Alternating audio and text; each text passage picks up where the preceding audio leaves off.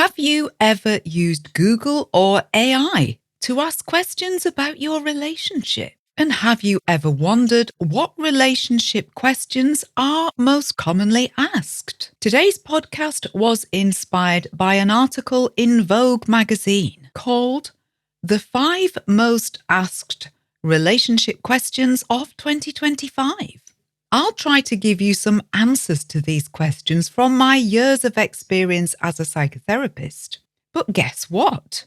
While you're listening to this, you'll also be learning lots of essential English words about love and relationships. Relationships is one of our most popular topics at Adept English. If you want to date in English, you will need this vocabulary and this understanding. And remember, you'll not just be learning the new words. You'll be getting practice at around 1,500 English words that your brain is in the process of learning. We call that 2 birds with 1 stone. Brilliant. So here are the 5 relationship questions that Google and I'm sure ChatGPT have been asked in 2025. I think we've all wondered about the answers to these questions at some point. For most people, having romantic relationships is literally part of living, isn't it? First question: how long does the honeymoon phase last in a relationship? Vocabulary here. The word honeymoon refers to the holiday that traditionally couples take once they've got married. The idea is that a honeymoon is blissful. That means very, very happy. And both people have a wonderful time. And the relationship is in the best possible place. Do you remember being in a relationship that was new and you just couldn't get enough of the other person? I think most of us experience that a few times in our lives. During this honeymoon phase, we think the other person is the best thing ever. We can talk for hours, and in our eyes, they can do no wrong. This is what we mean by the honeymoon phase of a relationship. We think of that other person all the time. We can think of little else. We become very attached and have strong feelings for this person. In my view, to get married during this honeymoon phase is a crazy thing to do.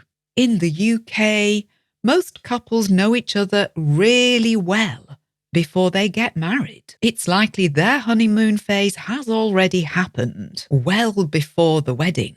If you want to make a relationship which lasts and which will make you happy, you need to be with the other person long enough to discover what their less nice side is, the less good parts of their character. What are they like in an argument? What are they like on a Monday morning when they're tired, stressed, and they can't find their socks? What are they like when they're ill? Before you make any big commitments like moving in, sharing finances, buying a house, getting married, having children, you really need to make sure you know the person, the good and the bad. Then, when you really know them and you still want to marry them, great. If you're in a long-term relationship, it's important to have had this honeymoon phase, this honeymoon period. It's such a lovely experience. But it does need to come to an end, and it usually does. The honeymoon period is often quite short-lived. Maybe the less suited you are as a couple, the sooner the honeymoon period ends. It may take a week, it may take 2 years, but it will end. And more importantly, for long-term relationship, taking some of those honeymoon feelings into the rest of the relationship is important. We often think of our partners with positivity, with our rose-tinted glasses on. We see them more positively, perhaps, than they deserve. Some of this comes from the honeymoon period, and it's not necessarily a bad thing. But we're not in our right minds when we're in the honeymoon period. We need to regain our good sense and good judgment before we make major decisions. Now, if you're learning some great English here and you want more content like this to practice your English with real-world topics, we have a brilliant subscription service. Adept English subscription gives you 8 extra episodes per month, 2 per week, all without ads. Go to adeptenglish.com to find out more interesting topics while you pick up up-to-date vocabulary. Brilliant. Second most popular question. What is monogamy? You may not know this word, but you will understand its meaning. Monogamy means being with one partner and no one else. Being faithful, if you like. Monogamy comes from the Greek, mono meaning one, and gamos meaning marriage. And quite simple, you might think. Monogamy is most people's expectations in relationship. When I was young, monogamy was the norm. As soon as you were dating someone, it was assumed it was monogamous. Perhaps the main difference in 2025, monogamy is not assumed. Not from the moment you are dating someone. There are stages. If you're dating someone, it means you are exploring the romantic possibilities by meeting up, going for drinks, going for dinner, going for walks, and other activities. You're basically getting to know one another. But you may also be going on dates with other people at the same time. If you're seeing someone, that implies it's been longer and you know each other better. It's a bit more serious. But is it exclusive yet? That word exclusive, exclusive, is an important one if you're dating. Exclusive in this context means monogamous. And no one should assume exclusivity. It needs to be discussed and agreed. Imagine when a couple arrive for therapy and one partner says, "I thought we were exclusive." And the other one genuinely believes, "Oh, we're just casually dating." Both may have made assumptions and ouch, someone got hurt. So it's important to be clear what the rules are for your relationship. The next two questions are linked. They are, what qualifies as cheating in a relationship? And what is an open relationship? On to the big stuff now. These are the questions which people most commonly ask Google and ChatGPT. So this is all to do with the rules of exclusivity. Are you monogamous or not? Firstly, what qualifies as cheating? The verb to cheat, CHEAT, is what we use when someone who's part of a couple has another relationship, usually in secret. That's cheating. And what qualifies as cheating? Well, that varies enormously across couples and across the world. We are human beings. It's natural to find other people attractive sometimes, even when you're in relationship. You may have a particular actor or singer that you find really attractive, or you may particularly enjoy speaking with someone at work whom you find attractive. I tend to think the actor or singer is not an issue. Nothing is going to happen there. But the person at work, that can be more problematic. For most people in a monogamous relationship, they have limits, boundaries. You're aware of the danger and you limit your contact with that attractive person. It becomes a problem in relationship when either there are different expectations of the limits or boundaries for a couple, what is okay or not, and people's values vary enormously on this question. So it's important early on in a relationship to agree what those limits are, where the boundaries should be, and stick to them. Usually in relationships, there are some definite red lines.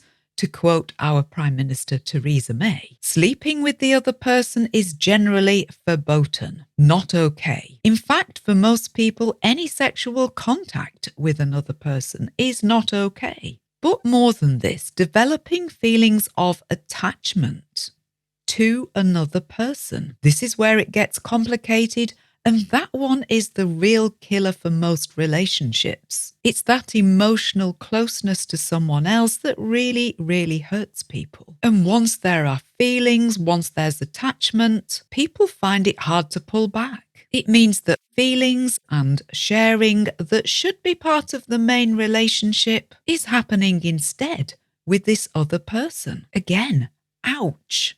So if you find yourself developing feelings of attachment for another person, not your partner, don't just go with it. Instead, ask yourself questions. What's happening in my main relationship that means I'm missing something? Is it something that can be addressed? What does this new person give me that my main partner doesn't? Stopping and asking these questions before any damage is done can save a lot of hurt later on. Once you're in two relationships, it gets very complicated and someone always gets hurt. What about open relationship? Well, this is much more common than it used to be. This is when partners in a relationship have an agreement that they can have other relationships at the same time. They can see other people, they can develop feelings for other people, they can have sex with other people. Most people don't do this.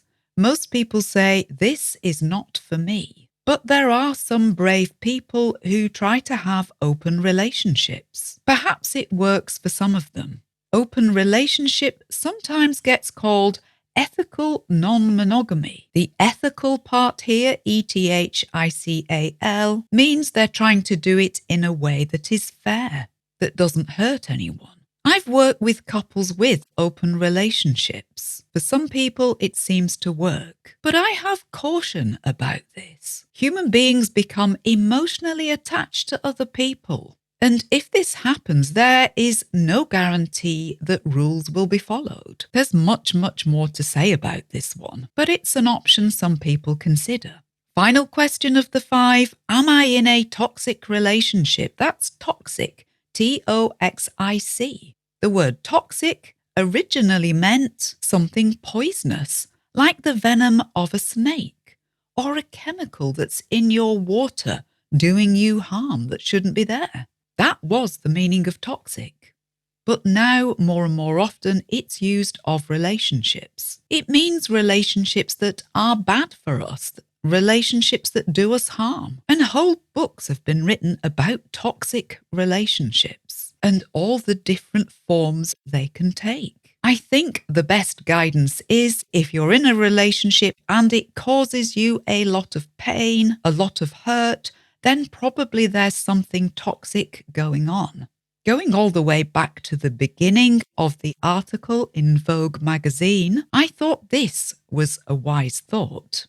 And I quote, "Someone once told me that you can tell if someone is in a good relationship because they rarely mention it." I think that's true. And one way to tell if you're in a toxic relationship, your attention is always on your relationship. It's like a roller coaster ride, and you may need constant support from your friends in order to manage it. If you're being constantly hurt, that's toxic. I could talk for hours on each of these questions, but I hope that's given you some ideas and some useful words. Excellent, up-to-date English vocabulary. Please comment on this podcast. We'd love to hear your views on this one. And if you're busy with it, happy dating.